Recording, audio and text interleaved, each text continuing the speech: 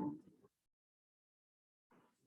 morning, everyone. Welcome to the class on operation research. In today's class, we'll discuss the problem, one of the very important problem of simplex method.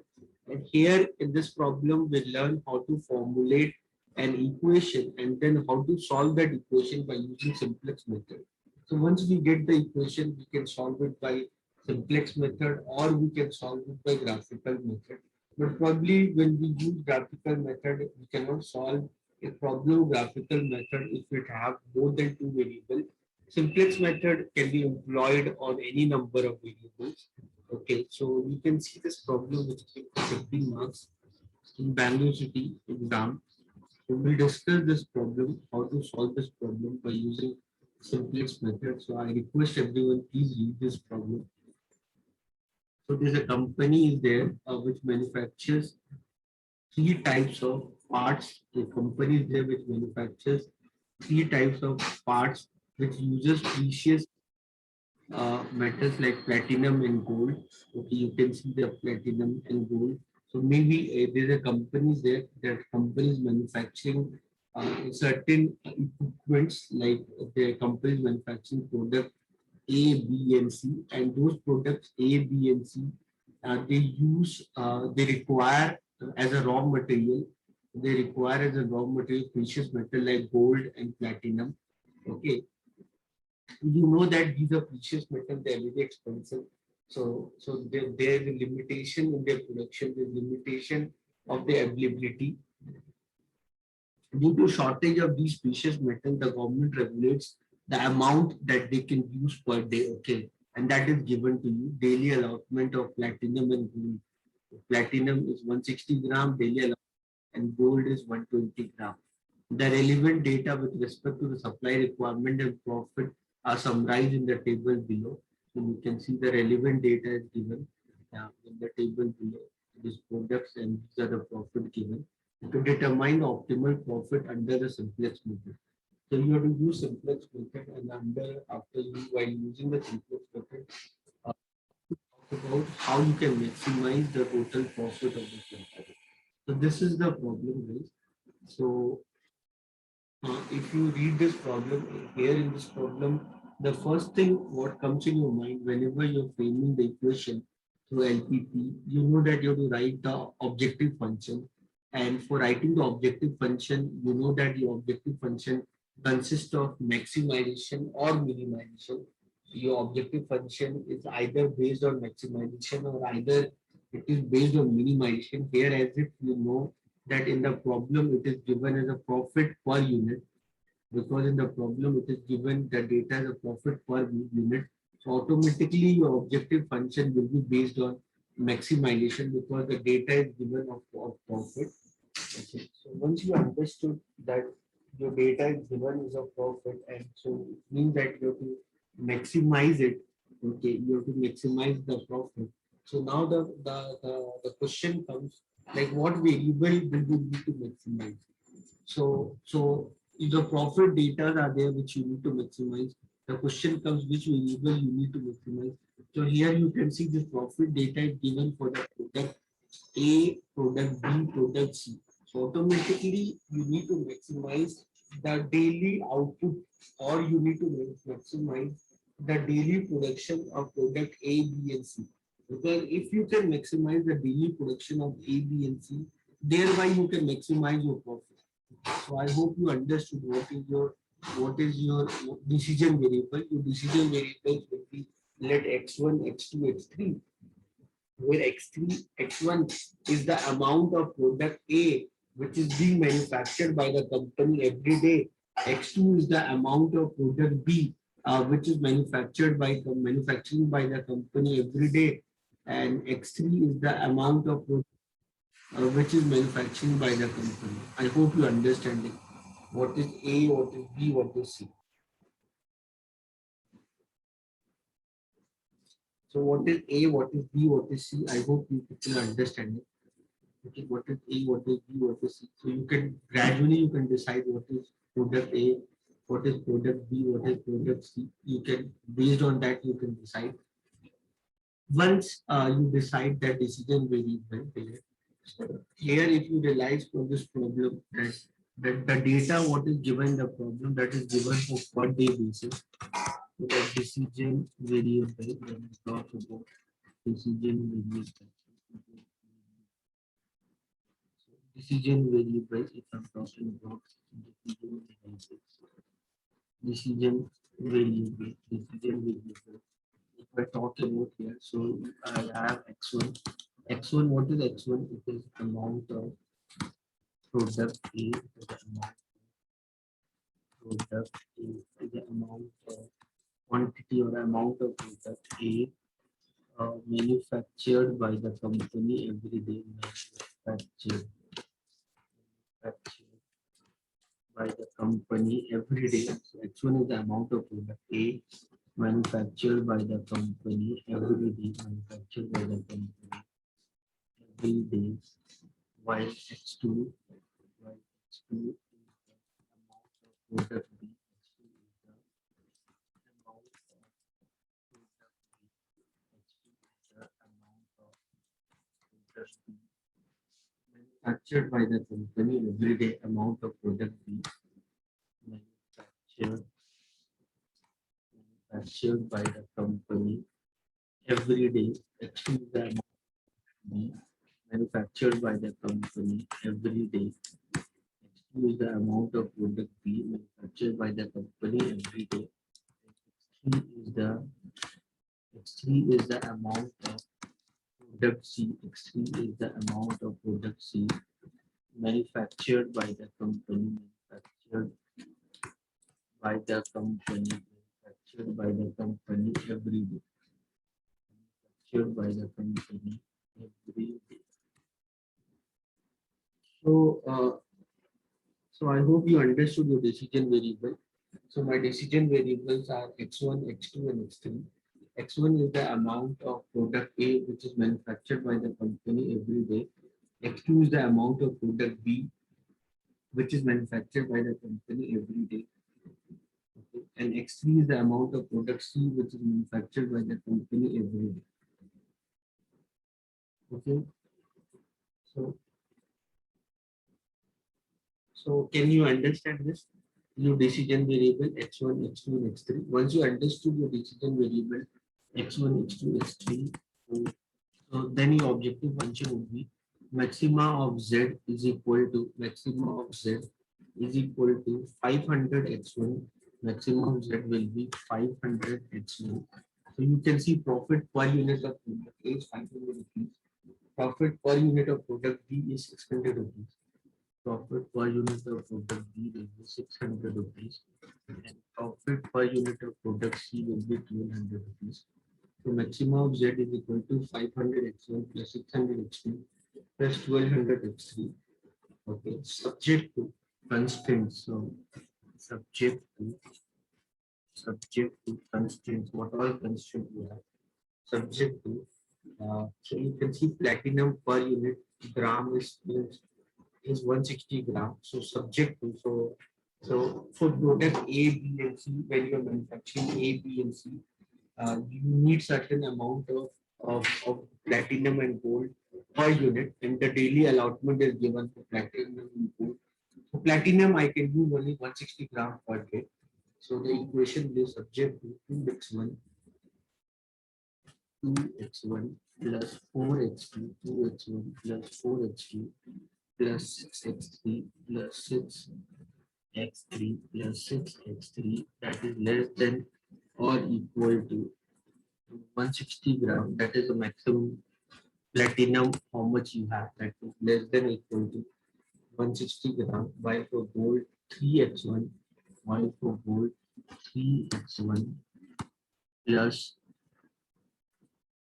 2x2, 3x1 plus 2x2 plus 3x1 plus 2x2 plus 4x3 plus 4x3, that is less than or equal to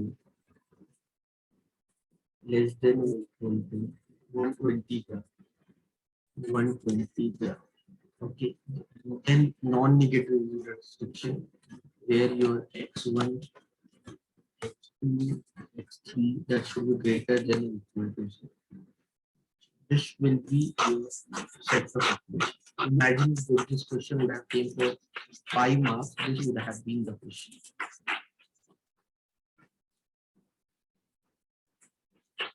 Can you understand this? So if you write this much, you'll get 5 marks for constructing the LPP equation. Anyone, any doubt?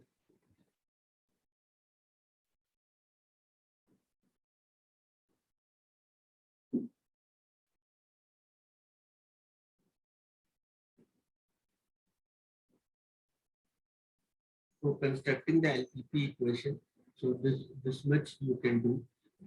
You are done with the construction of LPP equation. Clear, everyone?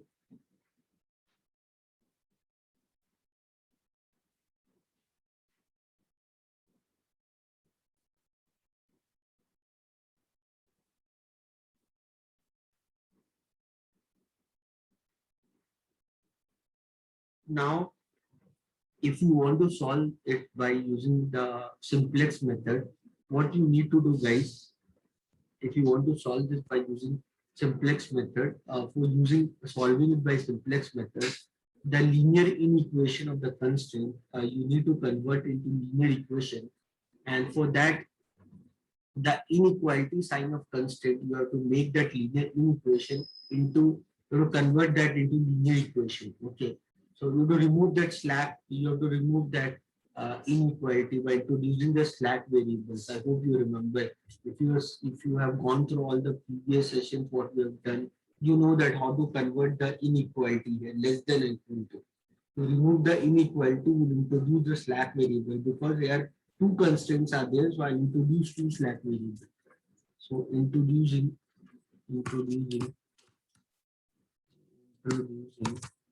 slack variables, introducing slack variables S1 and S2, introducing slack variable S1 and S2 into the equation, introducing the slack variable S1 and S2 into the equation, and converting the equation into standard form, and converting the equation into standard form, and converting the equation into standard form, converting the equation into standard form. So you can write here, the objective for here, you can write maxima of Z is equal to, maxima of Z is equal to 500 x1 plus 600 x2, 500 x1 plus 600 x2 plus 1200 x 1200 x3 plus 0 s1 plus 0 s2. Okay. So I introduced here two slack variable s1 and s2 because I had two constraints. So subject to, so I introduced two constraints. So 2x1 plus 4x2, 2x1 plus 4x2 plus 6x3 plus 6x3 plus z plus s1. I introduce this constraint s1 slack variable so that I can convert the inequality which is less than or equal to 160 as a equal to 160, and next one was 3x1 plus 2x2, that one is 3 plus 2x2, 3x1 plus 2x2 plus 4x3 plus 4x3 plus s2, that is equal to 120, where x1, x2, x3, s1, s2, that should be greater than or equal to 0. So ultimately, we can write the equation like this in this form. In a standard form, we converted this equation and then we wrote them in this way, because now probably we converted them into standard form. So we introduced this slack variable s1 and s2, and then we have transposed the equation in this form. So now we are free to use algebraic method or tabular method to solve this problem. Okay, so to solve this problem, what you can do, I use iteration table the way we are using. So I'll use iteration table. Now, can you write down this problem in the form of iteration table, guys? Can you write down this problem in the form of iteration table? Now, the same thing I can write like this. So this is x1, x2, x3, s1, s2. Then this is your RHS integration table. You have two slack variable S1 and S2 because you have two constraints. So your RHS would be 160 and 120. Your RHS would be 1 and 120. So you just write down the coefficient 2, 4, 6, 1, 0. Then next one is 3, 2, 4, 3, 2, 4, 0, 1. Your CI value would be 500, 600, then 1200, then 0, then 0. Then ZI value, the ZI first time ZI will always be 0. Then you can find CI minus ZI. So 500 minus 0, then 600 minus 0, then 1200 minus 0, then 0, 0. So out of all CI minus ZI, the highest one is 1200. The highest one is 1200. So it means X3 will enter into the solution, and whom the X3 will replace, that we can find. Whom X3 will replace, that we can find. So that would be 160 by 60. That would be 160 by 6. 160 by 6. 160 by 6. That would be 80 by 3. And this is 120 by 4. That is equal to 30. And 180 by 3. If I'm not wrong, 80 by 3 would be 26.67. So Puja, then 20 is 26.67. So the smallest of theta value is 26.67 or 80 by 3. That means whom it is replacing. The X3 is entering into the solution and X3 will replace S1. So it means X3 will replace S1. So now what you can do for this equation now, in place of S1, you can write X3. In place of S1, you can write X3. In place of X1, you can write X3. So X3 having the coefficient called 1200. And the pivot element for this is 6. So you can write 2 divided by 6, 1 by 3. 4 divided by 6 means 2 by 3. 6 by 6 is 1. 1 divided by 6 is 1 by 6. 0 divided by 6, 0. 160 divided by 6 is 80 by 3. So all the new elements of X3 you find like this by dividing all the old element by the pivot element. Once you are done with this, now you will find the simultaneous value of S2. And when you try to find the simultaneous value of S2, there what you need to do, guys, the old values of S2, I'll write this as an old element. So this values of S2, this all old, this is old element. I'll write this as old element. Those are 3, 2, 4, 0, 1, 120. And the new values, we'll call this new element. And the new values, what you get of whom X3, no? Whom you get X3. The new values of X3, I'll call the new element. That those are 1 by 3, those are 1 by 3, 2 by 3, 1 by 6, 0, and 80 by 3. And you use the formula old element minus constant into new element, where the constant, what you take, this constant here, this would be 4. The corresponding value of the pivot element. Here the constant you use is 4. So you use the formula old element minus 4 into new element. So you use this formula 3 minus 4 by 3. This is 5 by 3. Then 2, 2 minus 8 by 3. 4 2s are 8. This is 6 minus 2 by 3. Then 4 minus 4. This is 0. Then 0 minus 4 into 1 by 6 minus 2 by 3. Then 1 minus 0 into 4. This is 1. Then 120 minus 4 into 80 by 3. So 120 minus 320 by 3 is 51.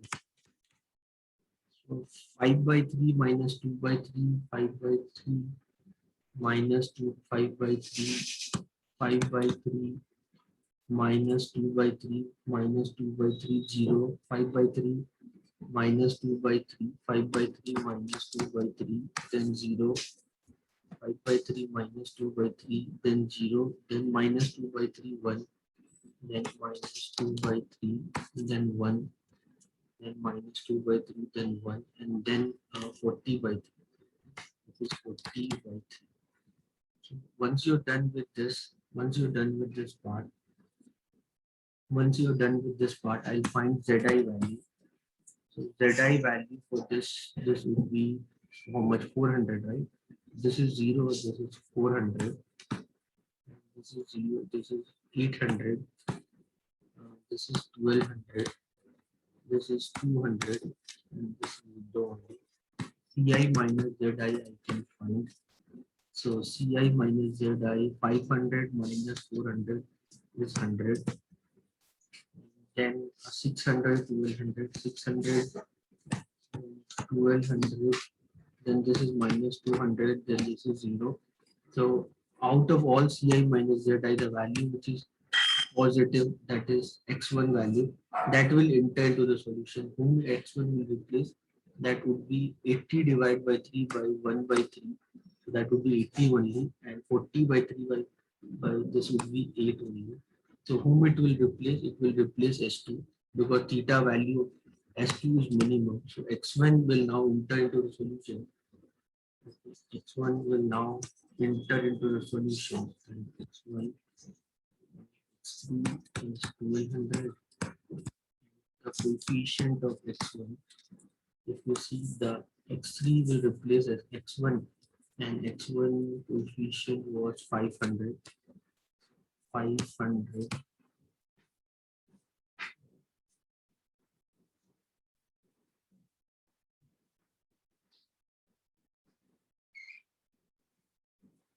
500. So the constant of this pivot element is 5 by 3. The pivot element is 5 by 3. So 5 by 3 is pivot element. So 5 by 3 by 5 by 3, 1. Minus 2 by 3 by 5 by 3 will be minus 2 by 5. Then this would be 0. Then this would be minus 2 by 5. Then this would be 3 by 5. So this is, and you get 40 by 3 by 5 by 3. 8 5s are 40. With this you get x1 value. Now I have to find the x3 value. So how will I find the x3 value? You see this old element of x3. You see the old element of x3.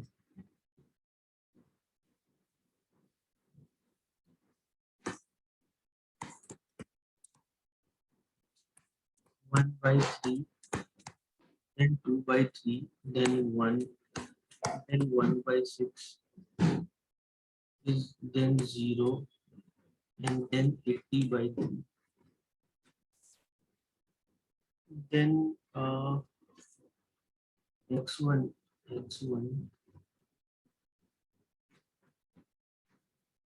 1 minus 2 by 5, then 0, and then minus 2 by 5, then 3 by 5, and then 8.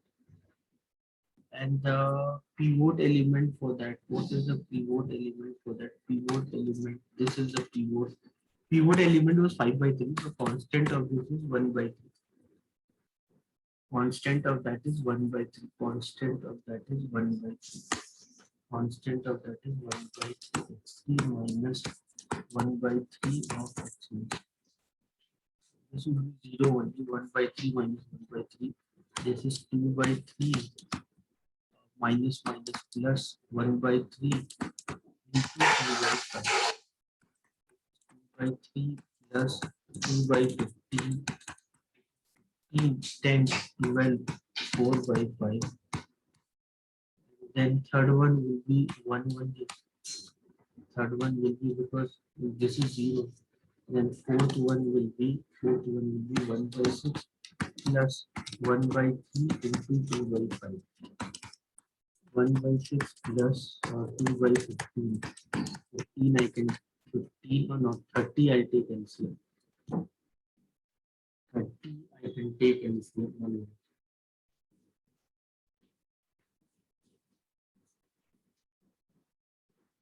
30 I can take LCM. 30 I can take LCM. 30 if I take LCM, so this is 5 plus this is 2 to the 4, 9 by 30. 9 by 30 means 3 by 10. Okay. And then this are done. 1 by 6 minus 2 by 5. Then this would be minus 3 by 5 into 1 by 3. So minus 1 by 5. And 3 get cancelled. And then the last one value if you find, that is 80 by 3 minus 8 into 1 by 3. That is 72 by 3 means 24. 24 is the 70. So you get all the value, right? Yeah. 0, you get all the value, right? 0, then 0, then 4 by 5, 0, then 4 by 5. Okay, then 3 by 10, then 3 by 10. Okay, then minus 1 by 5, minus 1 by 5. Okay, 3 by 10 minus 1 by 5. 0, 4 by 5, then 1. 0, 4 by 5, then 1. Then 1, 1, then 3 by 10, 1, then 3 by 10. Then minus 1 by 5, 24. Minus 1 by 5. And then you get to 24. So ZI value, so the ZI value you get here is 500. Okay, then this is what? 12 folds are 48 and 1000. 48 minus 1000. 48 minus 1000. 4800 minus 1000. 3800 by 5. 3800 by 5. That would be 7. 35, 37, 60. That would be 760. And this would be 1200. And this would be 1200. And this would be 120, 360. 360 minus this is 100 minus 200. 200 minus 200. That would be 160 only. And this is minus 1200 by 5. This will be 1500 by 5. 300 by 5. 300 by 5 means 60. You find this value. Now you find Ci minus Zi. Ci minus Zi. Find the Ci minus.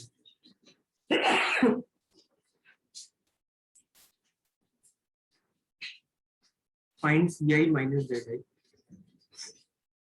500 minus 500, 0.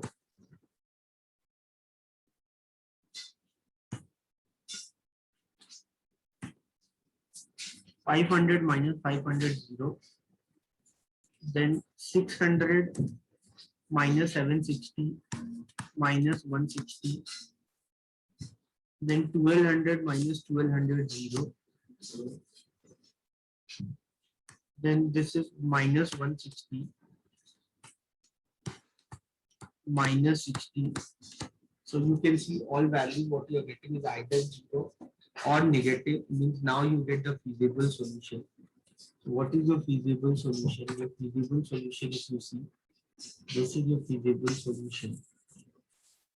Okay, so your x1 value is equal to 8, x2 is not less, that must be 0, then x3 will be equal to 24, and maxima of z that will be equal to 1200 into 24 is 2800, and then 500 into 8. 8 5s are 50, then 20, 4000. This is equal to 32,800. This will be equal to rupees 32,800.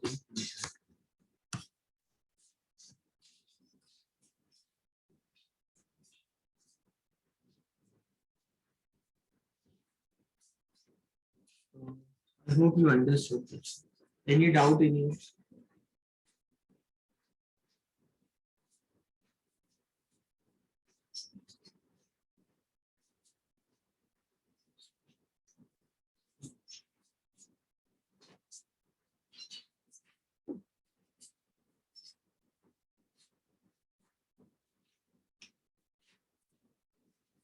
Well,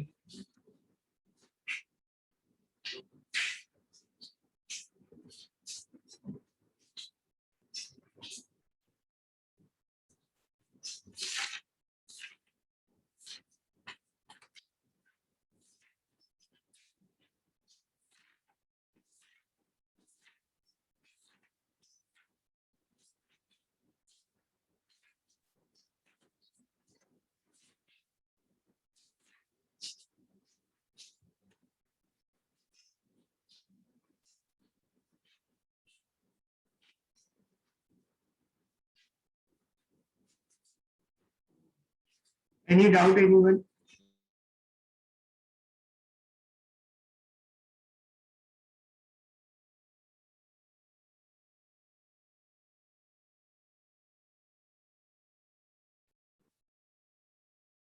So guys, when I talk about this problem, so for this problem, when I talk about what should be my daily production of product A, B, and C. So for product A, my daily production should be 8 units. For product B, this I should not produce any unit. And for product C, I can manufacture 24 units every day. And with that, I can maximize my profit of 32,800 rupees. So guys, I hope you have understood what all I have done so far in this class. If you have understood everything what we have done, so I like to wind up the class. I'll see you all tomorrow. Till then, take care of yourself. Be very safe. Bye.